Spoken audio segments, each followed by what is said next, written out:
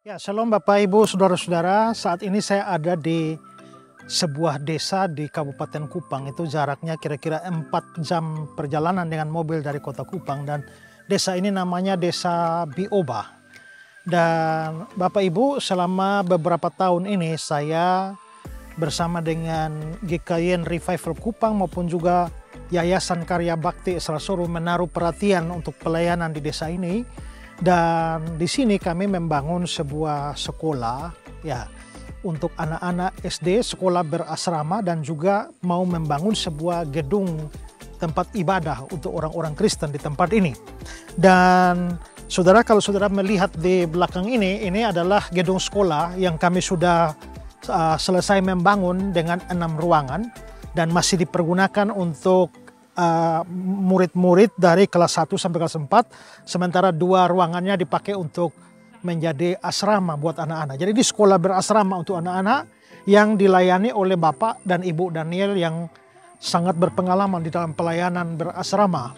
Nah, anak-anak yang menjadi murid-murid di dalam sekolah ini datang dari desa-desa sekitarnya, dan kami berharap bahwa ke depan itu ada menjadi pusat pendidikan Kristen di tempat ini.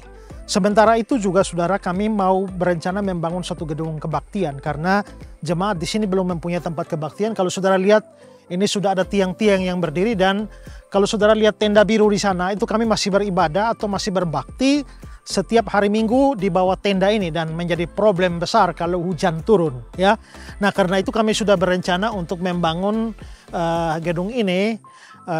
Mulai minggu ini kita sudah membangun dengan tiang-tiang ini, dan setelah itu tahap berikut akan atap supaya jemaat bisa beribadah di tempat ini ya. Nah, ini kami dari Kupang bersama-sama dengan jemaat di tempat ini, dan pembangunan segera kami percepat karena dalam cuaca hujan semacam ini kasihan kalau jemaat berbakti lalu harus kehujanan. Nah, karena itulah saudara-saudara, saya Pendeta Esrasoro, saya meminta dukungan saudara-saudara semua, dukungan doa, dan kalau Tuhan menggerakkan saudara untuk ambil bagian di dalam pembangunan gedung kebaktian ini, saudara bisa menyalurkan dana bantuan saudara untuk pelayanan atau pembangunan gereja gedung kebaktian di Desa Bioba ini. Di layar saudara ini ada nomor rekening dari Yayasan Karya Bakti Esrasoro. Silakan saudara berdonasi di sana dan memberikan catatan untuk pembangunan gedung ibadah di Desa Bioba, Kabupaten Kupang ya. Nah, karena itu mari saya sekali lagi memberikan kesempatan buat kita ya. Mungkin kita punya banyak hal untuk kita dukung dalam pelayanan, tetapi kalau Tuhan memang menggerakkan saudara, mari ambil bagian bersama-sama dengan saya, GKIN Revival Kupang, dan Yayasan Karya Bakti Esrasoro. Biarlah jemaat Tuhan di sini boleh mendapatkan tempat yang baik untuk beribadah dan melayani. Tuhan memberkati saudara sekalian. Salam Pak Esra. Di dalam Yohanes 1 ayat 1 dan Kejadian 1 ayat 1, sama-sama diawali dengan kalimat pada mulanya. Pertanyaannya, apakah dalam bahasa aslinya juga sama atau berbeda? Karena sepengetahuan saya, bahasa Yunani dan Ibrani itu punya sifat kata yang spesifik, seperti feminim dan maskulin dan lain sebagainya. Mohon penjelasannya.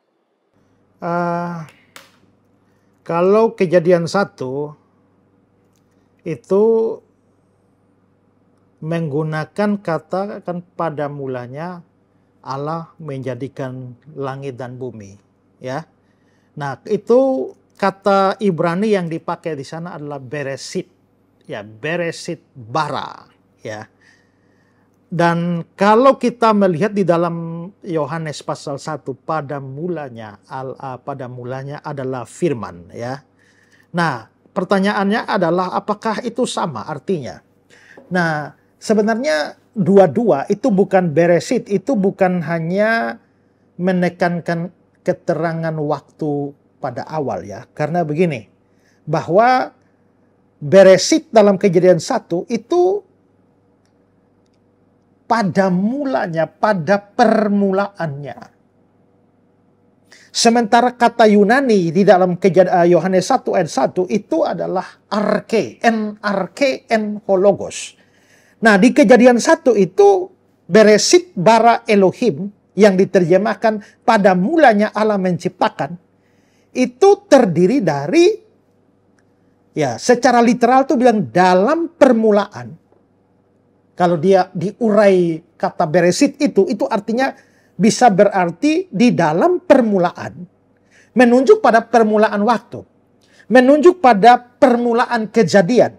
Menunjuk pada permulaan sejarah dunia ini. Karena sebelumnya kan belum ada apa-apa. Makanya dalam kitab Kejadian itu kita bisa melihat bahwa semuanya permulaan. Langit dan bumi bermula dari situ. Manusia pertama bermula dari situ. Dosa pertama dari situ. Pembunuhan pertama dari situ. Pernikahan pertama dari situ. Dan seterusnya. Jadi kata Beresit, bara Elohim, kata Beresit itu lebih menunjuk pada permulaan sejarah dunia. Sementara di dalam Yohanes 1 ayat 1 itu ada kata arke, en hologos, pada mulanya adalah firman.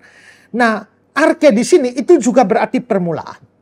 Tetapi juga lebih dalam atau lebih luas. Arke bukan hanya permulaan.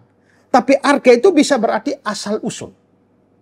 Arke itu bisa berarti sumber awal. Ya, arke itu bisa berarti kepala. Arke itu bisa berarti pemimpin. Nah, karena itulah maka ketika dibilang en hologos, ya, pada mulanya adalah firman, itu bisa diterjemahkan bahwa bukan hanya sekedar permulaan seperti Beresit. Tapi maksudnya bahwa pada mulanya adalah firman, itu maksudnya asal-usul segala sesuatu itu dari sang firman. Sumber segala sesuatu itu adalah dari sang firman.